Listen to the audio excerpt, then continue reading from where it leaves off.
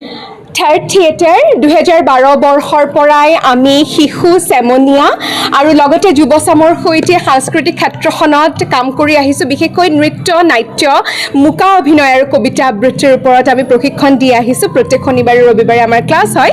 কিন্তু বছৰিকীয়া পৰিকল্পনা হিচাপে আমি সদায় প্ৰত্যেক গ্ৰীষ্মকালীন বন্ধত আমি 20 দিনীয়া এটি কৰ্মশালা কৰোঁ আৰু এইবাৰো কৰ্মশালা কৰা হৈছে নৃত্য, নাট্য আৰু লগতে মুকা অভিনয়ৰ ওপৰত।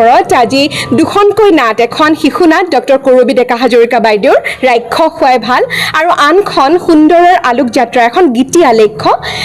গুৰুজনাৰ বৰগীতৰ অমীয়া সুৰৰ পৰা জুবিন গাৰ্গৰ আধুনিকতাৰ ধুমুহালৈ আজি খুব সুন্দৰভাৱে দেখুৱাবলৈ চেষ্টা কৰা হৈছে আৰু বিশিষ্ট শিল্পীসকল, সমল ব্যক্তিসকল আহিছে।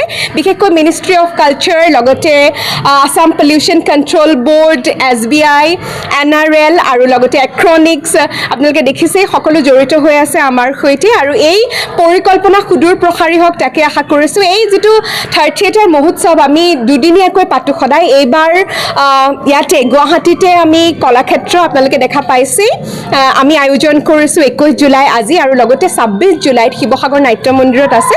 কিন্তু যিহেতু সকলোৱে জানে প্ৰকৃতিৰ যি তাণ্ডৱ চলিছে, আমি সেয়া নাই বিচৰা, ভগৱানে সকলো সহায় কৰক তাকে আশা কৰিছোঁ। তো সেই 26 তাৰিখৰ অনুষ্ঠানটোৰ কথা আমি ভাবি আছোঁ কি কৰিম আচলতে, কিন্তু আমি দুদিনীয়া কাৰ্যসূচীৰে অনুষ্ঠানটি আয়োজন কৰিছোঁ আৰু থাৰ্ড থিয়েটাৰে কেৱল অসমতেই নহয়, ভাৰতবৰ্ষৰ বিভিন্ন ঠাইত, লগতে NSDৰ ভাৰত ৰং মহোৎসৱ, ইয়াৰ উপৰিও মুম্বাইৰ পৃথ্বী থিয়েটাৰত সফলতা অৰ্জন কৰিবলৈ সক্ষম হৈছে আৰু এতিয়ালৈকে 6জনে CCRTৰ জুনিয়ৰ আৰু ছিনিয়ৰ স্কলাৰশ্বিপো লাভ কৰিছে।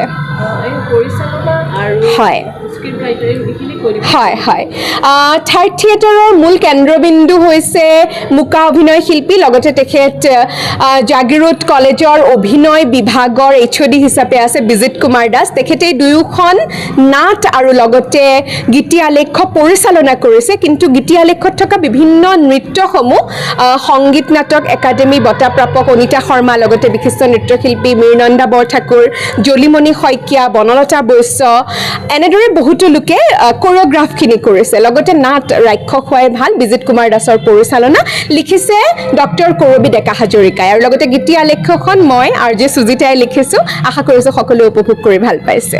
Thank U.